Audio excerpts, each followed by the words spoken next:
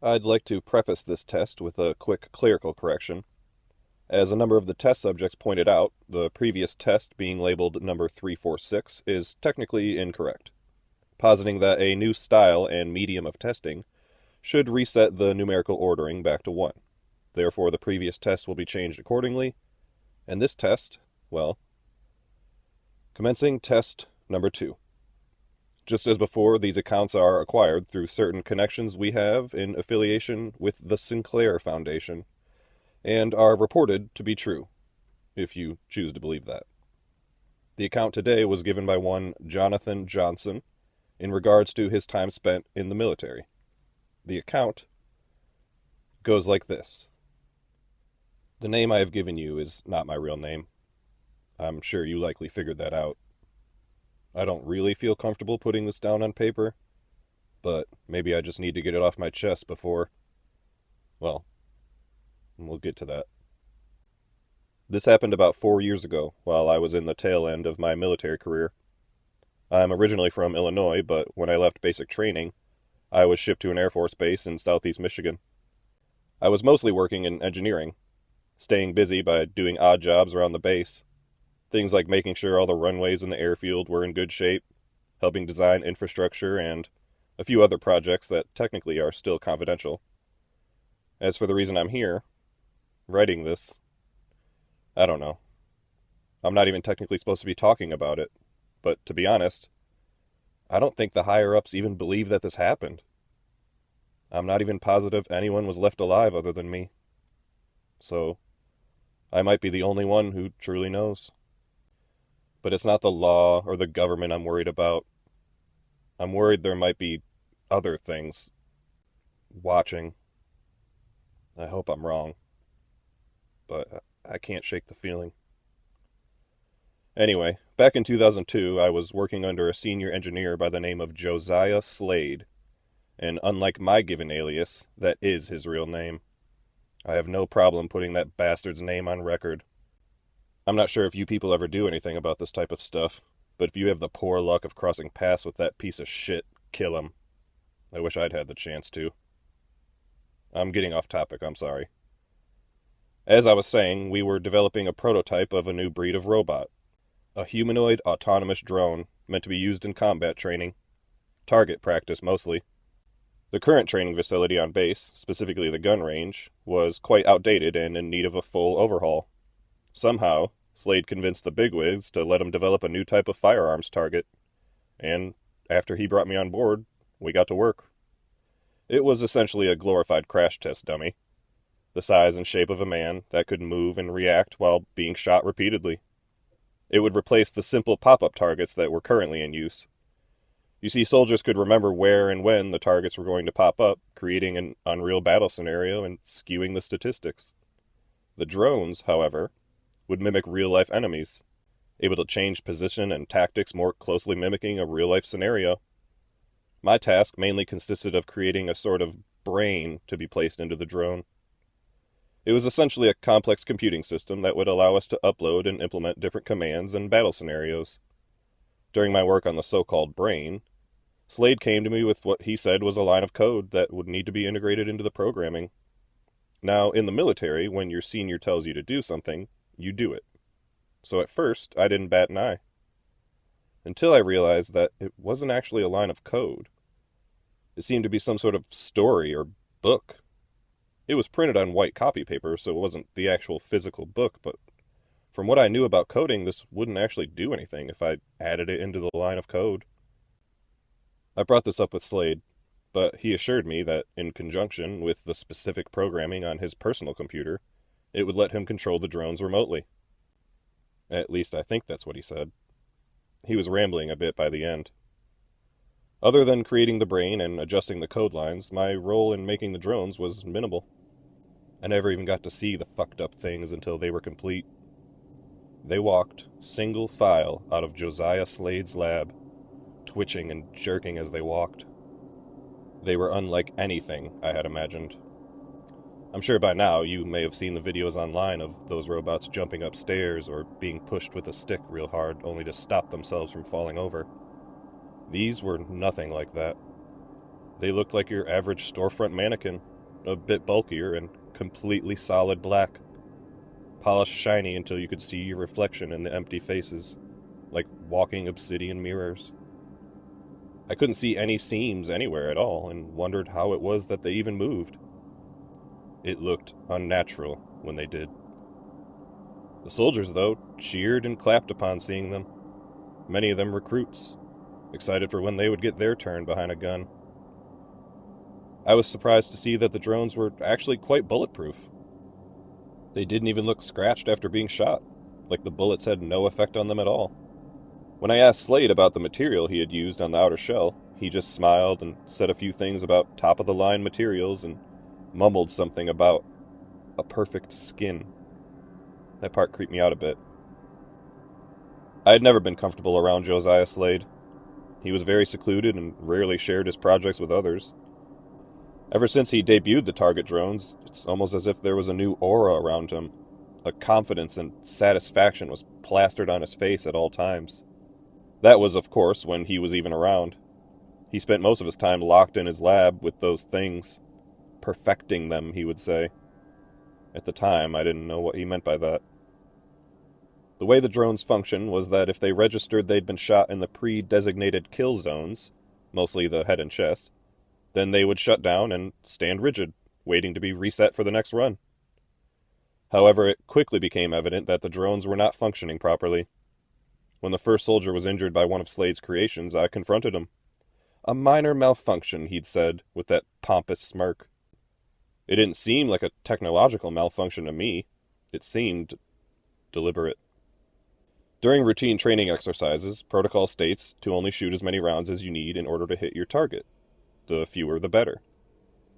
However, one of the recruits disregarded those orders and instead emptied his entire magazine into the featureless, unmoving face of one of the drones, letting out a satisfied laugh after he was done.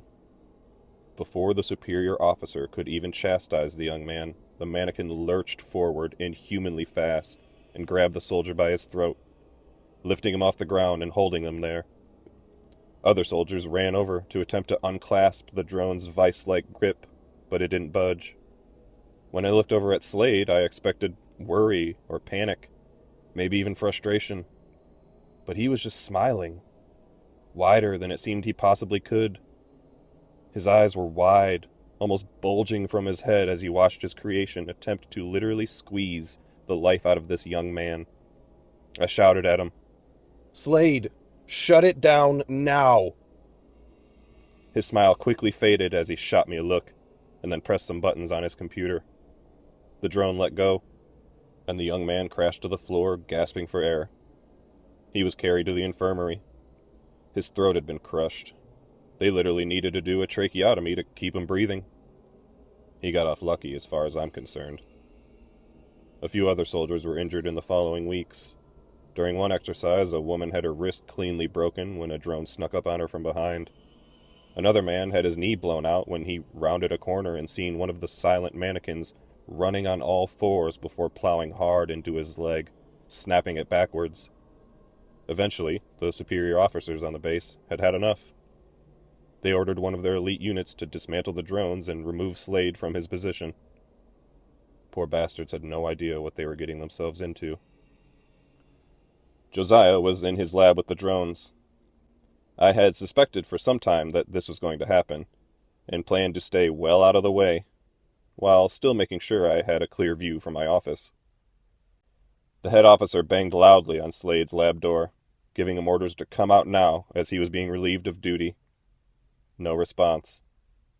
Just as he was about to knock again, the metal door slid open to reveal several of the drones standing perfectly still in the doorway.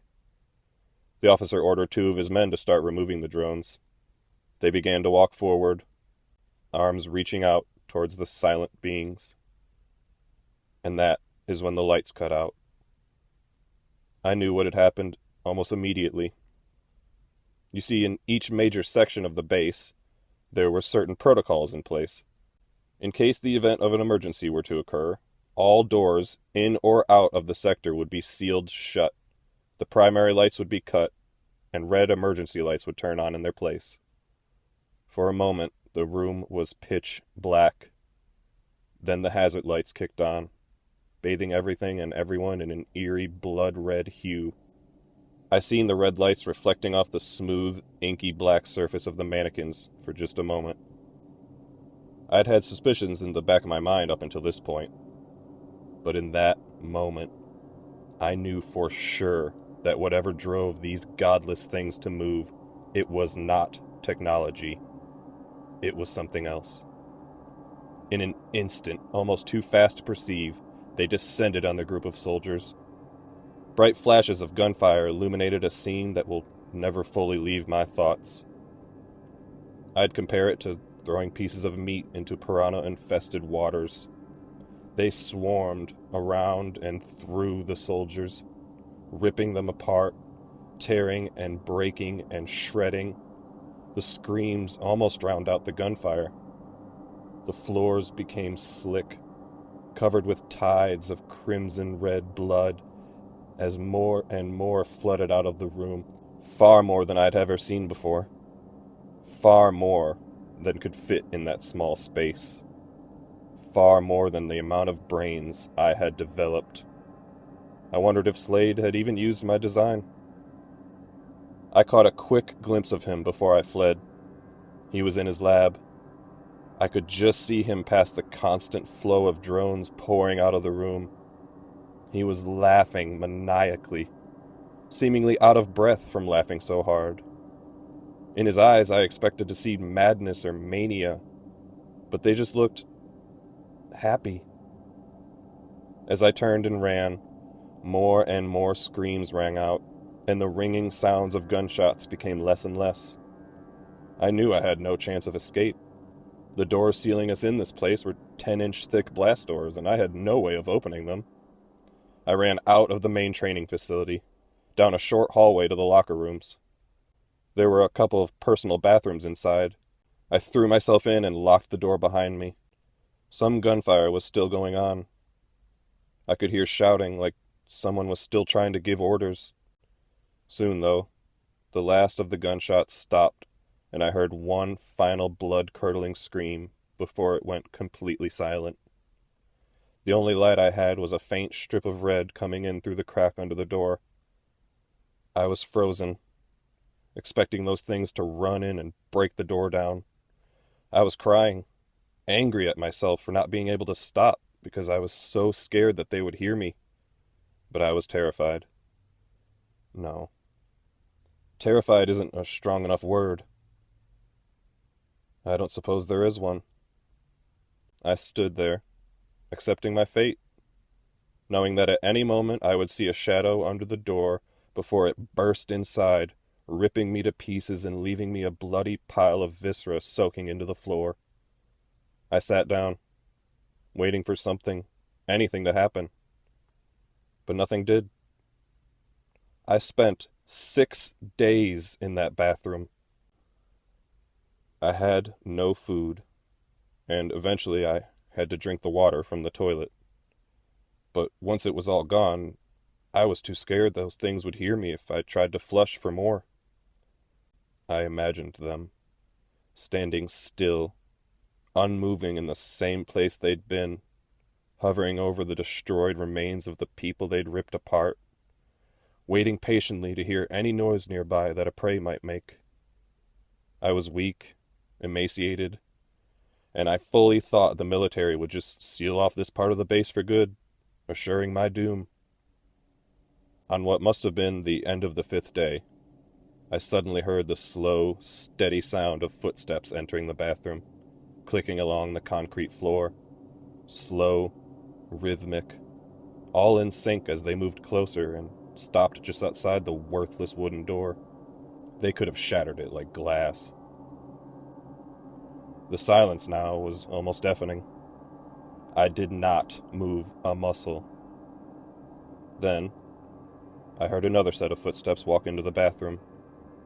They sounded different than the others, hurried and uneven. They stopped just outside the only separation I had between me and my certain death. I saw the shadow of someone in the pale red light coming under the door. I held my breath. not wanting my panicked breathing to be heard by who or what was on the other side. It stayed that way for a moment, before I heard Josiah Slade speak just once.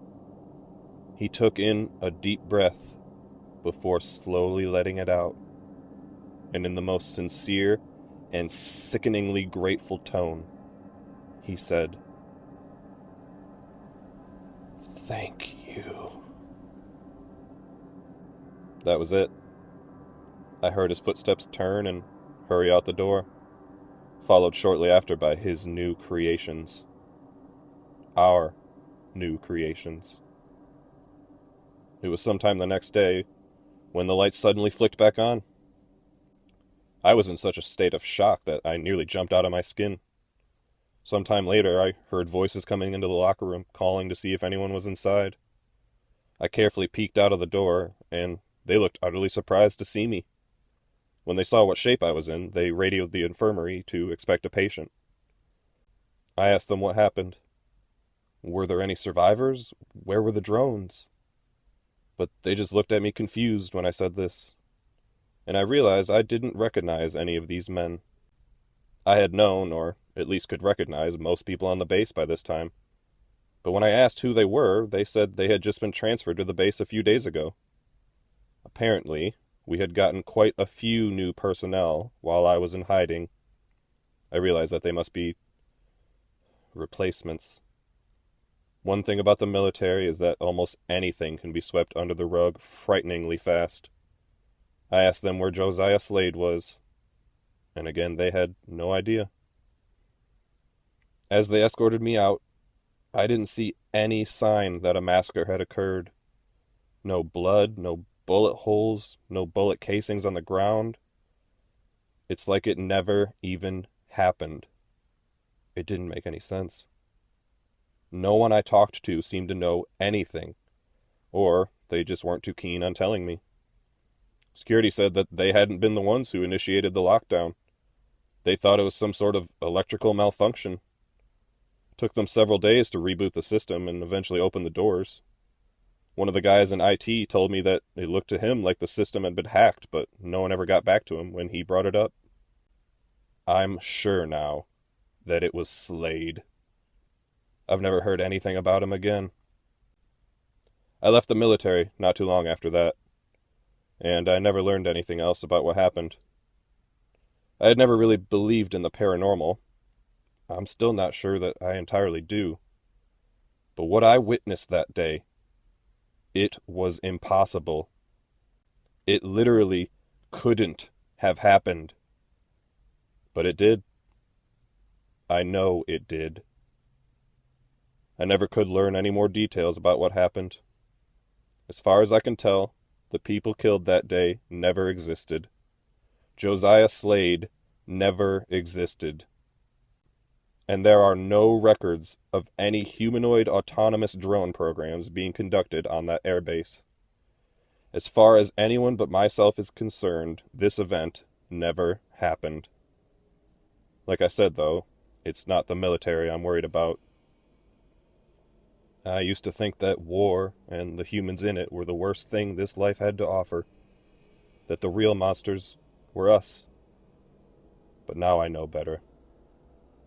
I don't care if they find out I'm here, that I'm breaking their precious confidentiality agreements. Screw 'em. I'm here because when I was walking home a few days ago, I walked past a storefront, a little boutique near my home, selling all sorts of overpriced clothing items, when I noticed a display in the front window I hadn't seen before. It was a mannequin, smooth and jet black. It had no face, but I knew it was staring at me. I felt a sudden rush of nausea crash over me like a tidal wave, and as I turned to walk away, I could see the mannequin's head shift ever so slightly to follow me, keeping me in its impossible gaze. That was a week ago. I see them everywhere now, standing in shop fronts, utterly vacant of clothes, while the other normal mannequins around them are dressed in the latest fashion. I catch them quickly on the edge of my vision, only to look and see nothing there. Yesterday, one was sitting a few rows behind me on a crowded bus. No one seemed to notice. I don't know how much time I have left. I didn't know who else to come to. I know you can't help me. It's too late for that now. But maybe with my notes and research, you can save others from what I helped create. I only wish I hadn't been so damn foolish.